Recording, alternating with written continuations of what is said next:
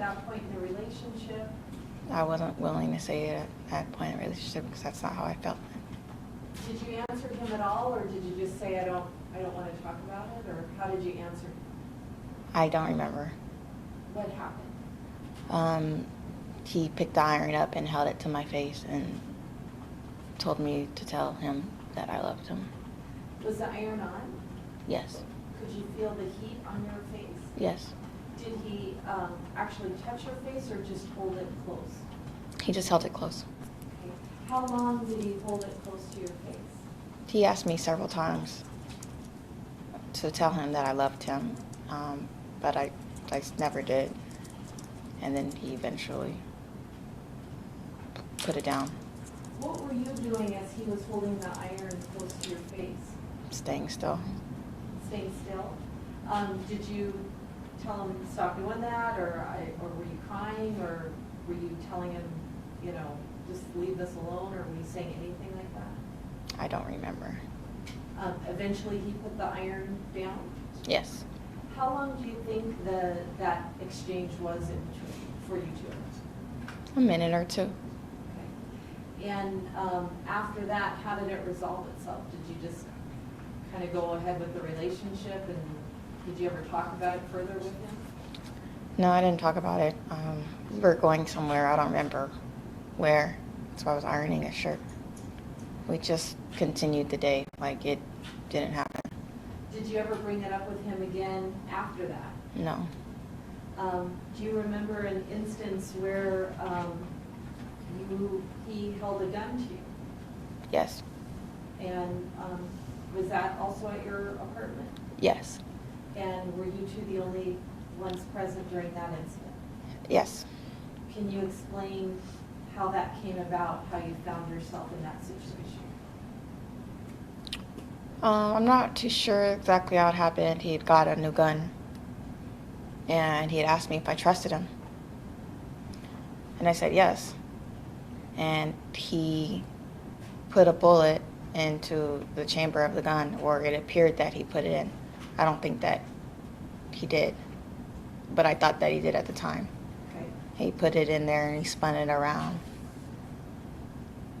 I ran into the room. I tried to lock myself in the bathroom and then the closet. They're connected.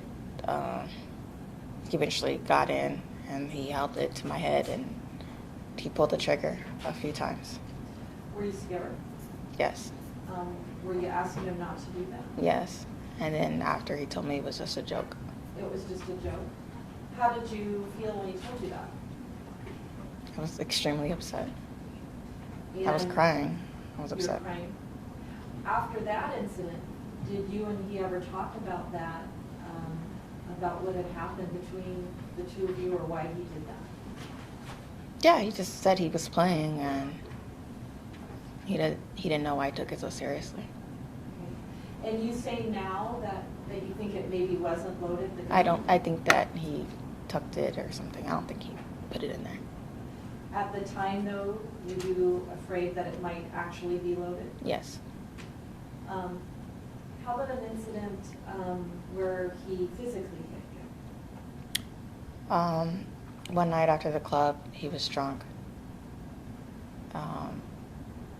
And I believe it was took an ecstasy pill or something like that. We were driving home from the club. Well, we were leaving the club, and he wanted to drive. But he was extremely intoxicated, and I told him that I wanted to drive. He preferred to drive. So it started an argument. I refused to get out the car. He was still sitting in the passenger side. He came around and forced me to get out, and we switched places. And he just swung his arm, kind of backhanded me. Where did he hit you? In my face. And was a part of your face injured? I had a black eye. Was it visible the next day? Yes. And were you able to go to work? No. Where were you working at? I wasn't working at the time. I was in school. And did you stay home? Yes. Was that something that you ever discussed with him after the fact? Yes. As soon as we got out the car and we got home and he saw my eye, he was upset. He cried and he apologized. And was that like sufficient for you? Did that sort of end it for you? Yeah. Over the next couple of days, I wasn't able to leave the home, so he catered to me, and I felt okay with it. He seemed like he felt bad about it. Why weren't you able to leave the home? I had a black eye. And so you didn't want other people to see? Yes. Thank you. Thank you. Mr. Anderson or Mr. Wolford? No questions, Your Honor. All right. We have counsel at the bench just briefly. One moment, please.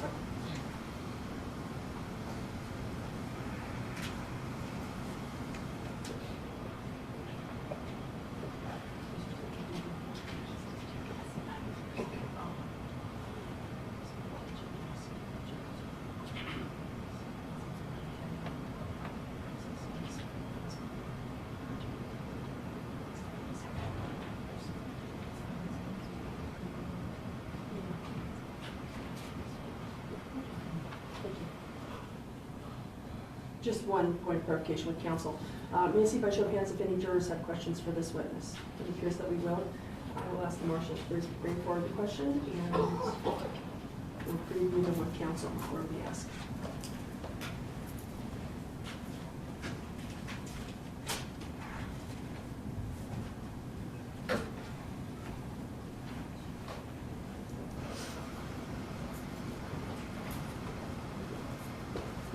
Go ahead, ask counsel to approach, and here's when you have one question.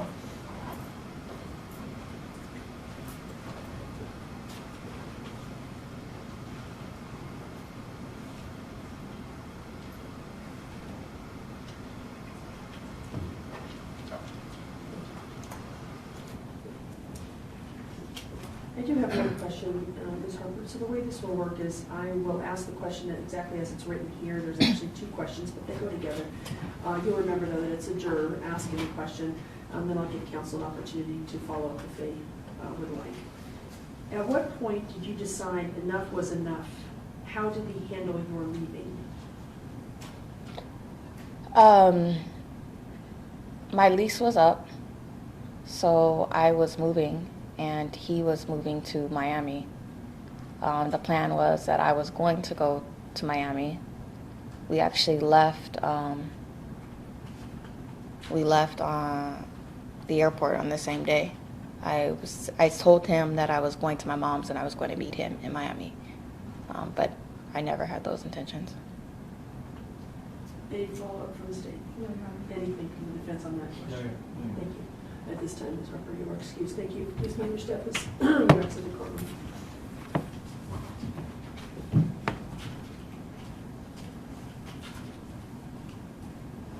State's next witness.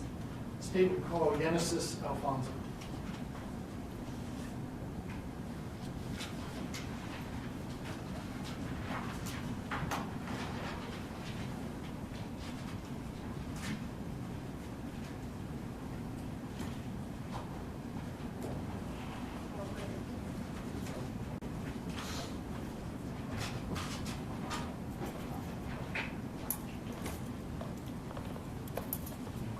Stop right up there. Raise your right hand, face that young lady. Do you promise to the testimony you are giving back shall be the truth, the whole truth, and nothing but the truth, so help you God? Yes. May I repeat it? Repeat the date and spell your name for the record. Genesis Alfonso, Yenesis Alfonso. Mr. Sullivan. Thank you. Ms. Alfonso, I want to ask you some questions about your relationship with the defendant in this case, Ammar Harris. In a previous proceeding, you testified that at some point in your life you had a dating relationship with Mr. Harris. Yeah. And I'd like to ask you whether or not, how long that relationship took place, from when did it begin and then up to, including times after February of 2013. From like April 2012 till a little bit after February. And during that time period, Ms. Alfonso, did there come a time where the defendant had become either verbally or physically violent with you? Yeah, On how many occasions? on a lot of occasions. I can't count. Do you remember talking to Detectives Miller and Detective Long in this case about that? Yeah, And in that meeting, you told them that it was about 100 times. yeah, Is that an accurate figure? yes. I want to talk to you about a couple of them. In September or October of 2011, did you have occasion to be struck by Mr. Harris where he broke a bone in your body? My ribs. And did you go to the hospital? Yeah, in Miami. And did that event take place in Miami? Yes. And was anybody else present when that occurred? No. When he struck you, did he strike you with an object or his hand? His hands. How many times did he strike you? A lot of times he was punching my ribs. And how many ribs were broken? 2. Was there a time where in Las Vegas, in December of 2011 into January of 2012, when a physical altercation took place where another part of your body or a bone was broken? My nose. And was there anybody else present during that occasion? His friend. And could you describe what the circumstances were that gave rise to him punching you in the face? I don't remember.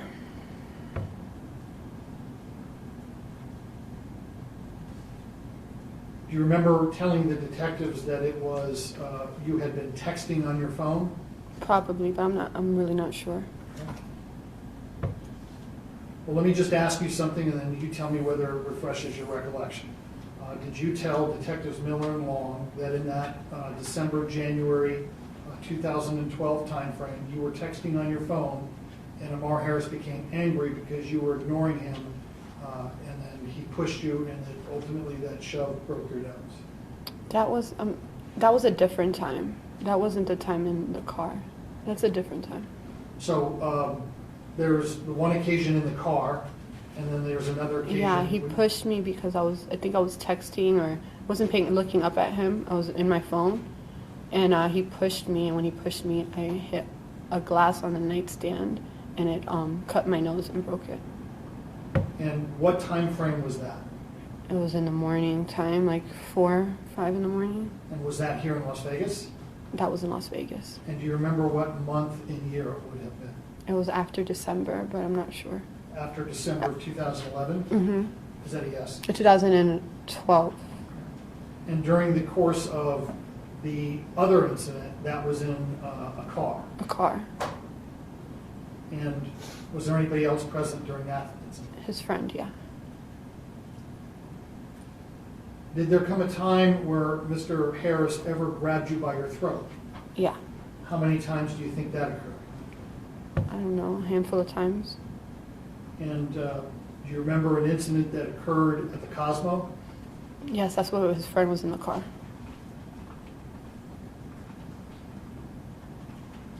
How about when you went on a vacation to Hawaii? Yeah. Do you know what month and year that would have been? That was in January or February Of what year? of 2013. And what were the circumstances that caused the defendant to strike you while you were in Hawaii? I think he said I talked back to him.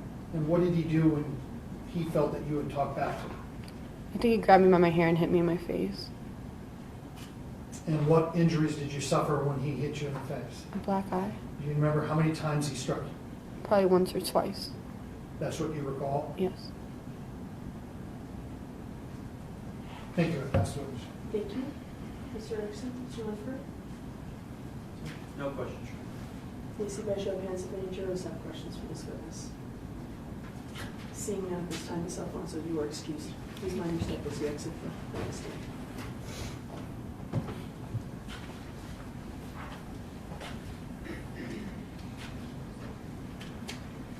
State's next witness, please. Your Honor, the state would call Detective Jones.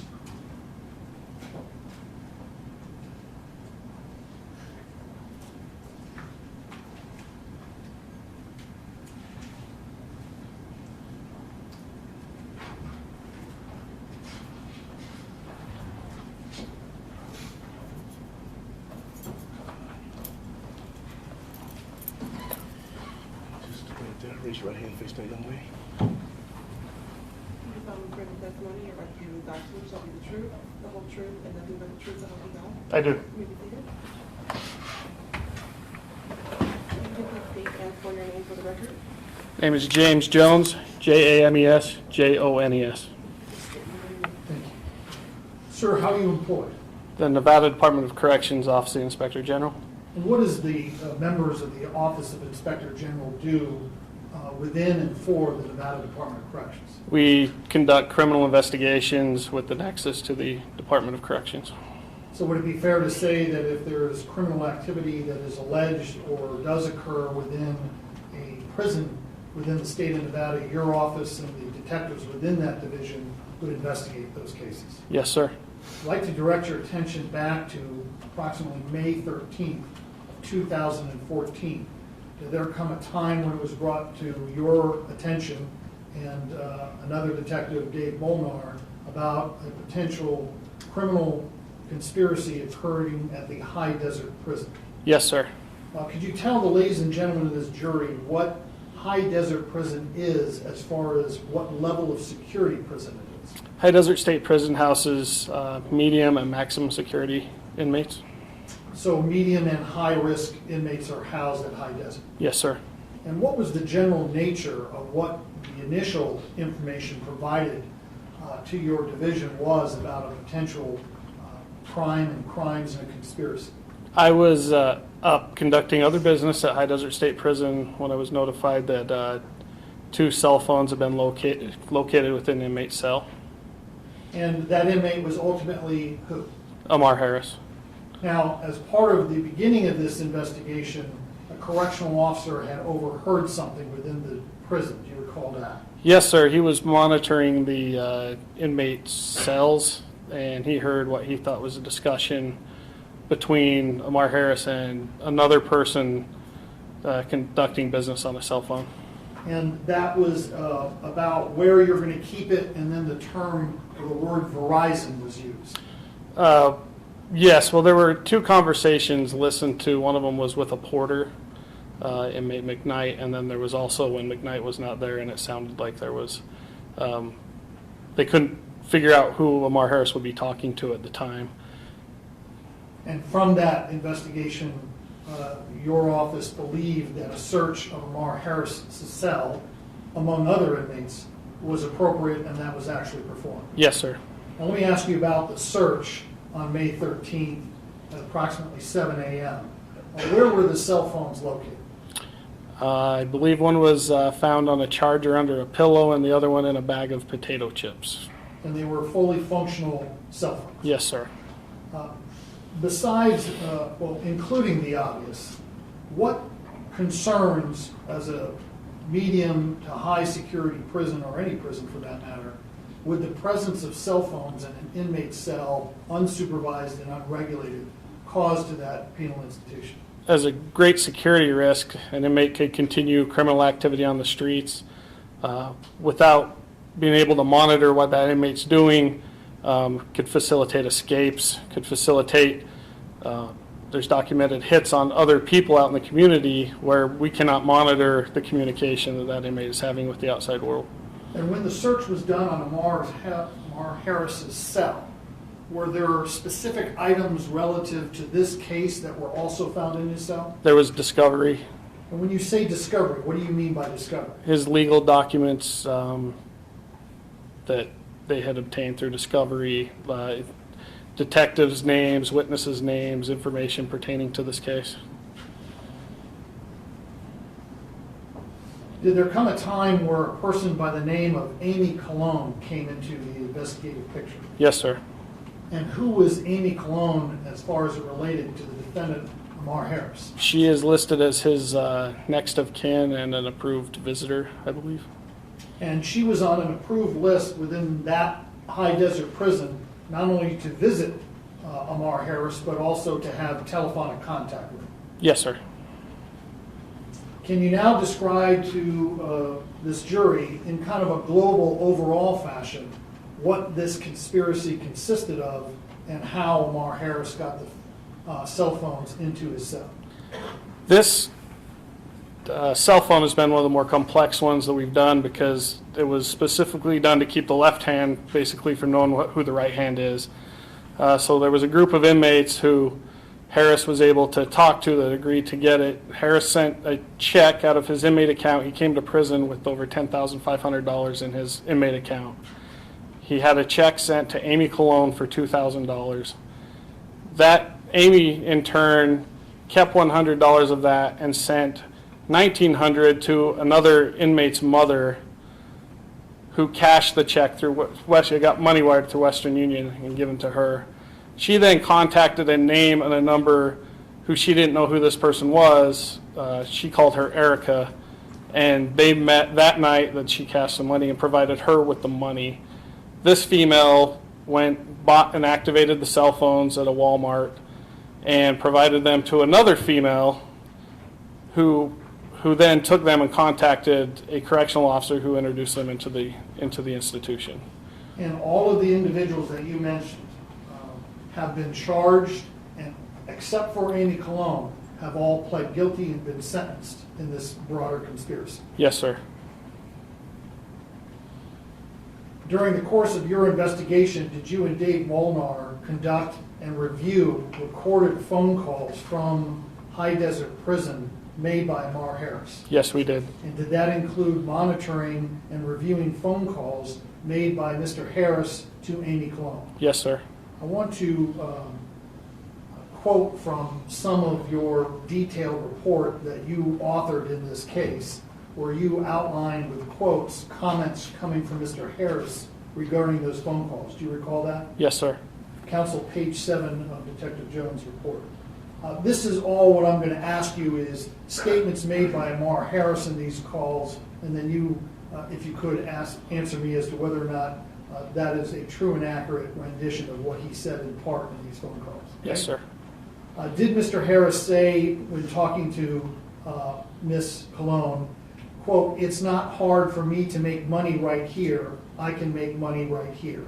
Yes. And the right here is Mr. Harris referring to he can make money while in prison at High Desert. Yes. Later in the call, Mr. Harris stated that some of the money he will make from prison he will use to pay a judge, and implies that he's been approached for money for public officials. Yes. And another quoting from him, talking about paying a gentleman, asking this woman on the phone call to pay a person $1,000, another inmate, and he goes, quote, "That's how it is, business. Everything's business. Everything's money at the end of the day. I don't give a fuck where you're at." Yes. And once again, Mr. Harris is referring in this phone call, pay this other inmate $1,000, and that everything he does in prison is about business. Yes. It's about making money.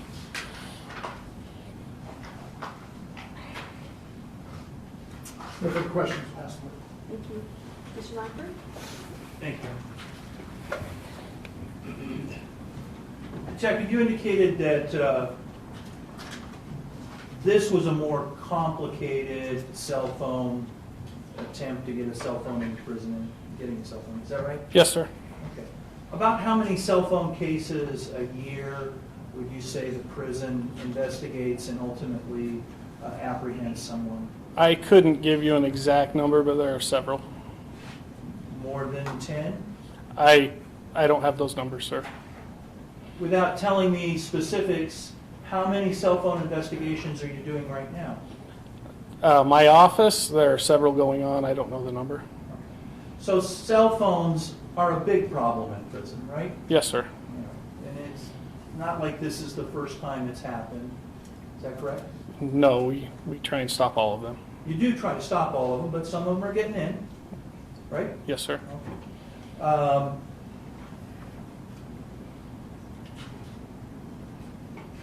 Everyone except Amy Cologne has been sentenced that you're aware of in this case. Yes. That includes Mr. Harris, is that right? Yes. You remember what he was charged with? I don't remember the charges. I know what he was convicted of. What was he convicted of? Bribery of a public official. We're aware of that one, so thank you. Mhm. You testified that part of all of the things that he was saying about how long, time-wise, do you have tapes of conversations of Mr. Harris? He came to our institutions in March of 2014, so from then, any non-legal calls till now. Okay. Do you have an estimate of about how long those in total time that you've recorded him on the phone? I don't. And those are phone calls made from an authorized telephone within the prison, is that right? Yes, sir. Okay. Fair to say it's hundreds of hours? I'm not sure. Okay. You have no idea how long it is? I don't. But out of all of those, these are certainly ones that caused you to take notice, is that right? Yes, sir. The ones that you just described to the prosecutor? Yes. Correct? Okay. And that had to do with money to try to buy public officials, is that right? That was one part of it. Okay. And he did say that in his opinion, money is how you control things, right? Yes. Well, essentially, yes. Essentially. That's what you took it to mean, right? Yes.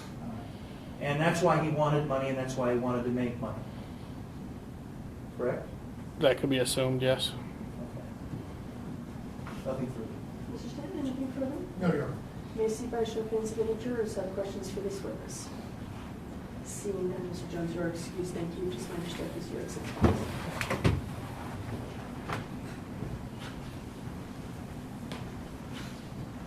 State's next witness? Detective Terry Miller.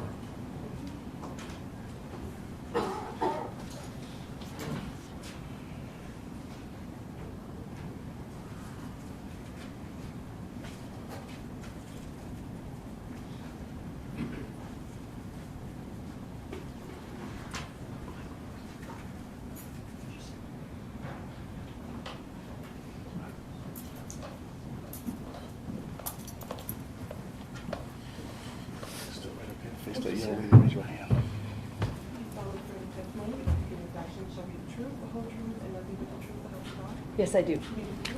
Thank you. You may please state and spell your name for the record. Yes, Terry, Terri, Miller, Miller. Thank you. How are you employed? I am a detective with Las Vegas Metropolitan Police Department. How long have you been a police officer? I've been a police officer since 1991, been employed with Las Vegas Metro since 1996. And throughout my career with them, I've worked plainclothes, been on an FBI task force, robbery, and for the last 3.5 years, I've been assigned to homicide. And your partner? It's Detective Dan Long. And Detective Miller, I want to ask you a couple questions. First of all, you are one of the two primary detectives in the case of State versus Ammar Harris, is that correct? That's correct. At some point after Mr. Harris was taken into custody in Los Angeles, California, did you and Detective Long travel down to that jurisdiction a couple times? Yes, we did. And did one of those occasions involve contacting Courtney Harper at her apartment in Studio City? Yes, it did.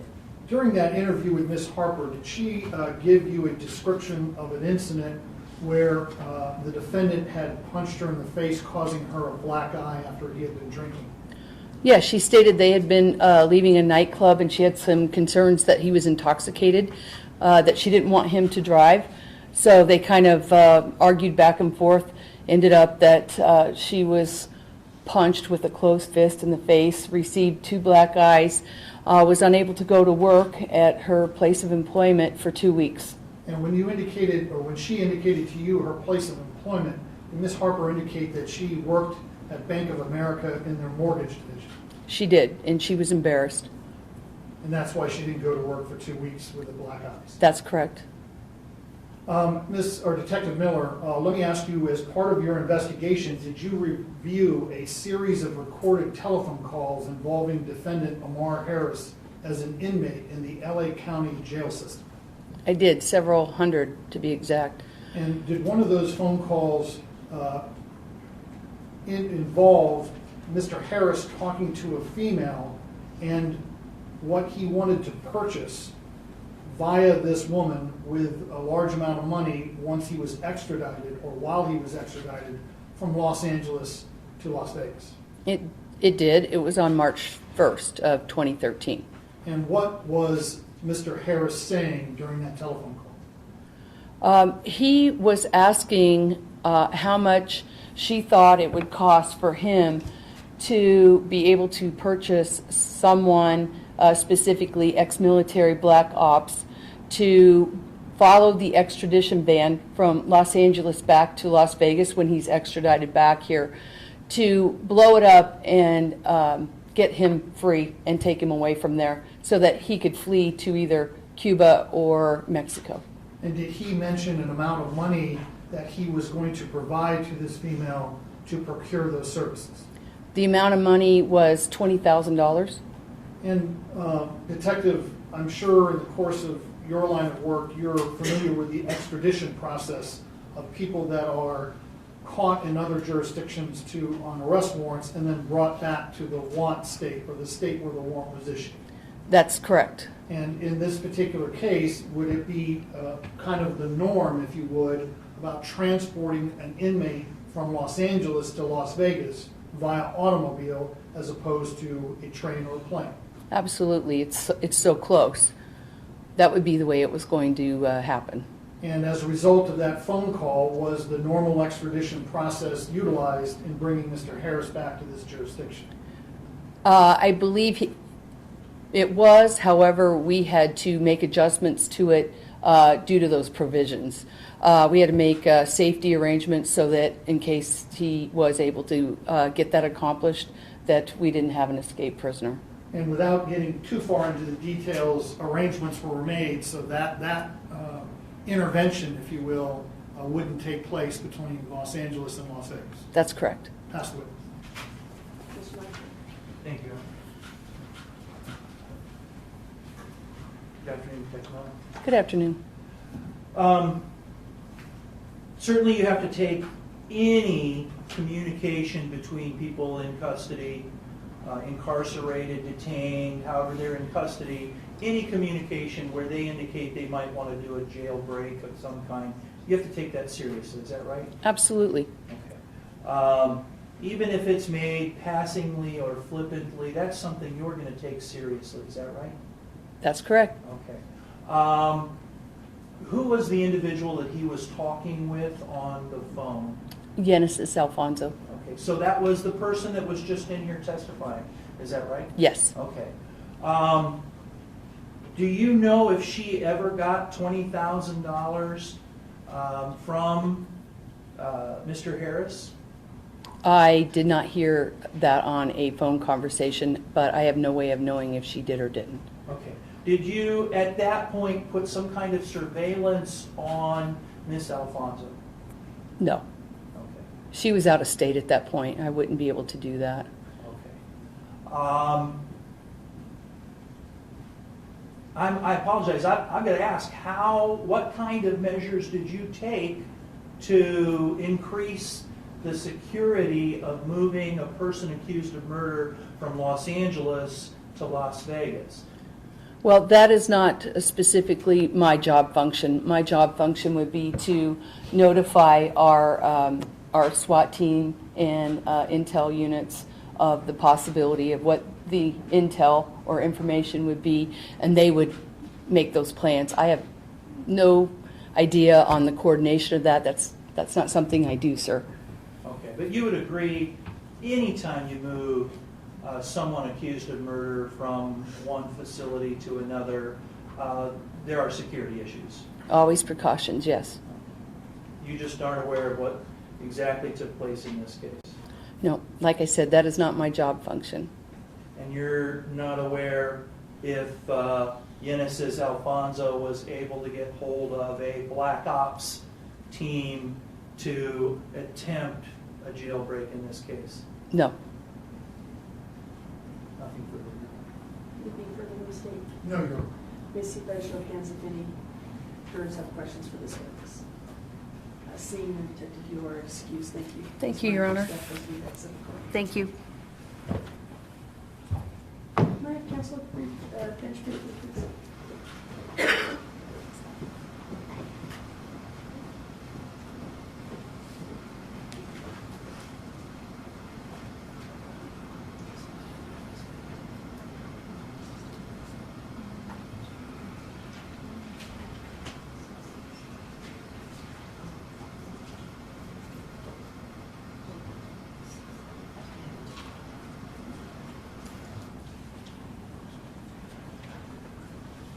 Ladies and gentlemen, we are going to take a brief recess.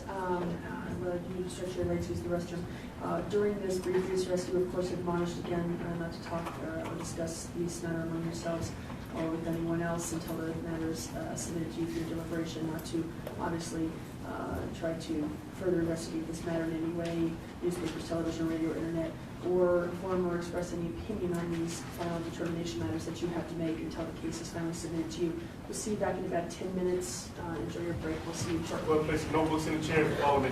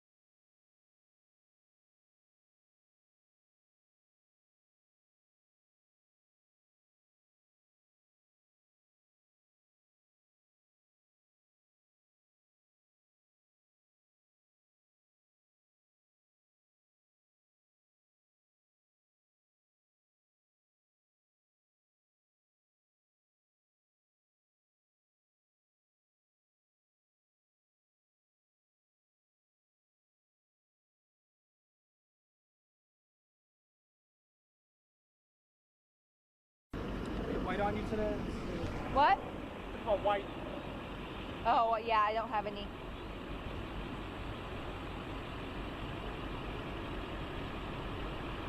Yes, Ammar Harris was very noticeably absent from the courtroom today. He waived his right to be present.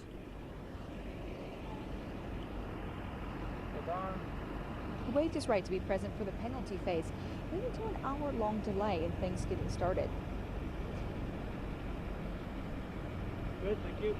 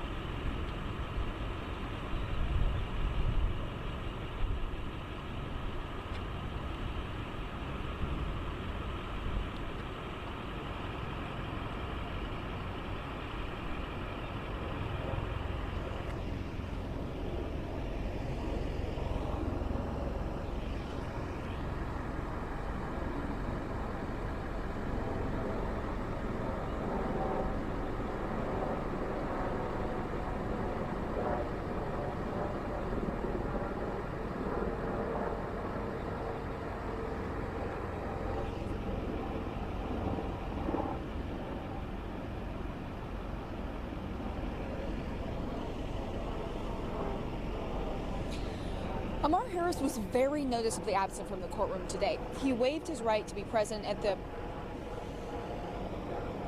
Ammar Harris was very noticeably absent from the courtroom today. He waived his right to be present for the penalty phase, leading to an hour-long delay in things getting started. Before the prosecution and defense gave brief opening statements, the judge told the jury not to consider Harris's absence from the courtroom when deciding his punishment. The prosecution described Harris as a violent and abusive man, saying that long before he killed 3 people in a strip shooting and fiery crash, he was known to beat his girlfriends.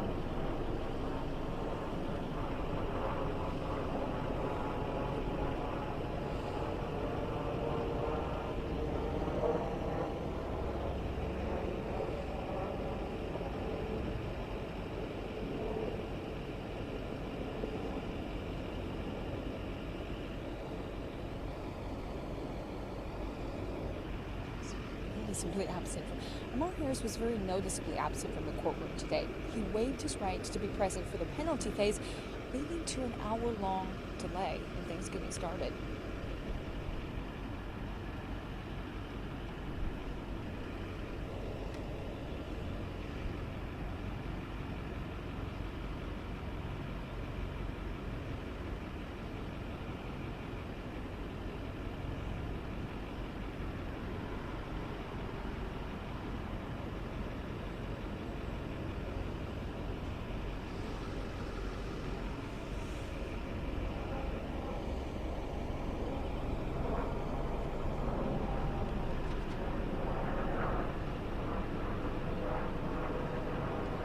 Yeah, no one told me where I am at the show. I think it's second or third story now. Well, we've got team coverage on the weather first. Probably 5 to 6 minutes in. Yeah.